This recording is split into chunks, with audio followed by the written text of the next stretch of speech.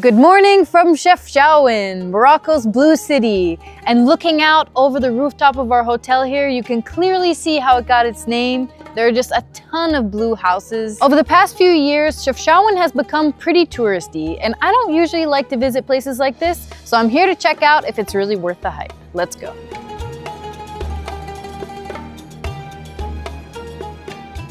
The very first thing we're going to do here in Chefchaouen is try their traditional breakfast called Ftour Beldi. Assalamu alaikum. عندكم فطور بلدي؟ مازال؟ نجمو نقعدوا؟ اوكي شكرا. جوج. اتاي ولا القهوه ولا اتاي؟ بدون سكر. بدون سكر. وقهوه. قهوه واحده موجوده. وامريكان. امريكانو. امريكانو. شكرا. As you guys can see, this place is pretty authentic looking. No sign, not super fancy and done up for the tourists. Just kind of a place where locals go. We're the only tourists. Oh, shukran. Tik saha. Okay, we've got eggs, olives in the middle with some lemon, a couple different kinds of meat, looks like, cheese, and more cheese. And we've got a big basket of bread, khubz, just their kind of traditional bread here. We've got the Moroccan tea, mint tea, and a couple coffees. This looks perfect. I don't know how I'm gonna feel about the meat because I don't like this like fake ham, preserved meat kind of stuff, but we'll see. We didn't get any silverware, so I guess we gotta dig in with the bread. So I'm gonna assemble a little egg, olive, and a little bit of goat cheese. I didn't see the pit. I didn't expect it, but it's good. The breakfast was generally good. I liked the eggs. I liked the goat cheese. That's probably local. And as you can see, I decimated all the olives. So obviously I liked those. And the bread is also super good. It almost tastes like multigrain or something, even though it's just white bread. It's really good though.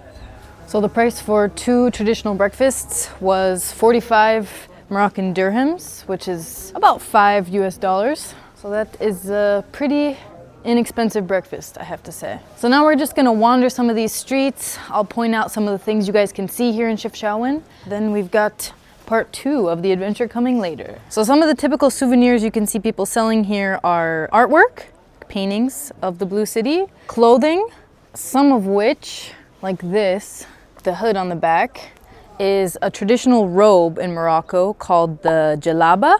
It's unisex, both men and women can wear them and do traditionally wear them here in Morocco. Something interesting I saw just over here are some skins of animals, sheep or goats. I don't really know which animals exactly they are, but haven't seen much of that walking the streets so far. Even though a lot of the city has become kind of touristified, you still can see these little corner stores and markets where they sell vegetables and other things for the locals. So these powders are some of the pigments that they use to mix in to paint the city blue. So we've got like the indigo one here, got some pink ones, some green ones, oranges, yellows. They're so vibrant. They also have these funny straw hats with pom-poms on them that I'm not sure are actually traditional. Like, I don't know if Moroccans actually used to wear these before or not, but they're pretty funny looking. But Chefchaouen is definitely very picturesque. Every alley you turn has something beautiful to look at, some really nice decoration. They have done a great job of decorating this place. Stunning. Right now, I'm going through kind of a rough patch. A week before our next trip, our plans got canceled because of visa issues. After spending so much time planning and organizing everything, Ghazi's visa was rejected, which felt like a huge waste of energy and resources and threw me straight into crisis mode. We've tried everything to fix this problem. I've spent days just throwing myself at this with no resolution in sight, and honestly, it's easy to feel defeated and not work on anything else. In times like these, I remember this valuable piece of advice from my therapist on BetterHelp, the paid partner of this video. The tide goes out and it comes back in. It gives me a great way to stay present in the moment and remember that there will always be bad times and good times. I find this really comforting, and it helps me let go of the idea that I can control everything that happens in my life and work. BetterHelp is an online therapy platform that's on a mission to make starting therapy easier. For me, therapy is an essential part of my mental well-being, given how high stress my work is. And as someone who travels so much, having a therapist with me everywhere I go is really convenient. No matter what you're going through in life, whether it's family or work, therapy gives you the tools and teaches you the lessons you need to move forward on your terms. To get started on BetterHelp, you'll fill out a short questionnaire that will help you get matched with the best therapist for you. You can switch therapists at any time at no extra cost. Click the link in the description or go to betterhelp.com/20camels and get 10% off your first month of therapy. So why is the blue city painted blue? Well, some people say it was started by the Jewish people who were escaping persecution from World War II or from the Spanish even earlier than that. And they started painting their houses blue, and then eventually everybody did it. Other people say it's the native Amazigh population who've always done it or at some point started doing it. And there's a third theory that it repels insects like mosquitoes, but no one really knows. Assalamu alaikum. ممكن عنب هذا بقديش؟ 15 درهم. 15. Okay. Besides grapes, he's got figs, dried figs, which look super good. They look really nice. And he's got wara anib, grape leaves.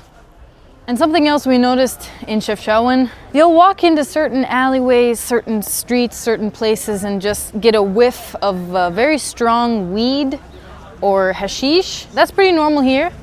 There will also be people who will try to sell it to you, knowing that you're a tourist. They'll kind of say it under their breath in hushed tones. It's not surprising because there are a lot of hashish farms around here, and actually 50% of the world's total amount of weed is grown in Morocco, which is something I didn't know about. All right, so we've got our grapes, we've got some bread. These are gonna be our snacks for the road and for the hike that we're about to do in a nearby national park. So more on that to come. We gotta get the car out of the parking lot here.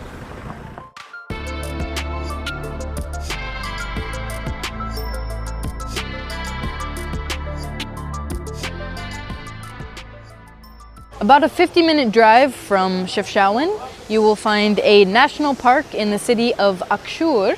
We just parked our car in the big parking lot right in front of this trail that will supposedly take us to a series of waterfalls, as well as a man-made bridge. And honestly, the drive over was absolutely stunning.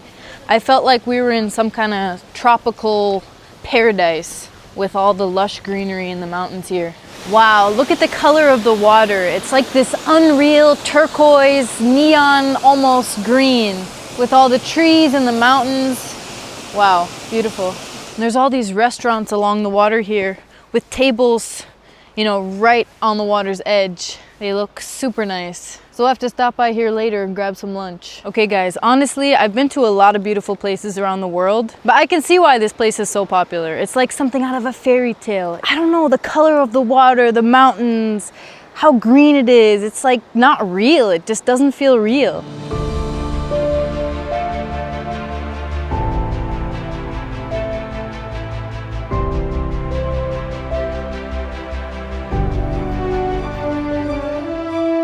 We made it to the God's Bridge. It is a natural rock formation that connects this side of the mountains to that side of the mountains. And while it is beautiful, I don't know if it's like the most fascinating thing I've ever seen in my life. But it was worth it for the hike because hiking is a healthy thing to do. And honestly, the views were beautiful along the way. So we came to one of the restaurants on the side of the river here, and I'm about to try my very first Moroccan tagine. It looks like it's a chicken tagine, surrounded by vegetables like potatoes, zucchini, carrots, and pepper. And they gave us some bread, so I'm assuming this is how you traditionally eat the tagine. Let's grab some of the juicy stuff at the bottom. It's really good. It's not spicy. I could eat a lot of this. It's really good. A tagine is usually a vegetable and meat stew that they cook over a bed of ashes in a clay pot with a cone-shaped top. And the way the tagine pot is shaped allows it to trap the moisture from the vegetables and the meat, which necessitates less water for cooking. Which in a country like Morocco that doesn't always have this much water around is a very smart cooking technique to save water that they have likely developed over the centuries. Honestly, it would have been super nice if the weather was a little bit warmer and we could go swimming in this river. There's some guys doing it now, but honestly, it's too cold for me. I wouldn't risk it. I imagine this place like peak summer would be an amazing experience though. Like when it's super hot, it would just be so refreshing to jump in there and like then come and eat something afterwards. Yeah, next time. So while Chefchaouen is undeniably a beautiful place. I mean, it's very aesthetic, it's very Instagrammable, it's cool to be somewhere where you're surrounded by everything that's blue. I have to say, I think it's been overexploited and overvisited to an extent where it lost the charm that it used to have. When you see pictures of Chefchaouen online, it looks like this mysterious place that's going to be in the middle of nowhere and there's so much promise of adventure. And while this may have been the case in the past, my experience there this time was just that I felt like everything was built for tourists. I mean, I just felt like the locals live a completely different life, and then the main industry there is tourism, which there's no problem with that. It's just, I think you should know that before going so that you're not expecting one thing and then go to find another. I'm sure there are local places that you can meet people, but in downtown Chefchaouen, I just felt like people were trying to sell me weed or trying to get me to buy some souvenir from the millions of shops that sell basically the same things. So if you want to go to Chefchaouen for the Instagram pictures, definitely go. You're going to get some amazing shots. But if you want to get into authentic culture, it's kind of not the place in Morocco for that, I would say. It's kind of difficult to find like raw culture in Chefchaouen. Thank you guys so much for watching this video. Stay tuned for the future Morocco adventures because we still do have a few videos coming in this series. If you did like this video, don't forget to like, subscribe to my channel for more videos, and donate to my Patreon if you would like to support what I do. All right, guys, see you in the next one.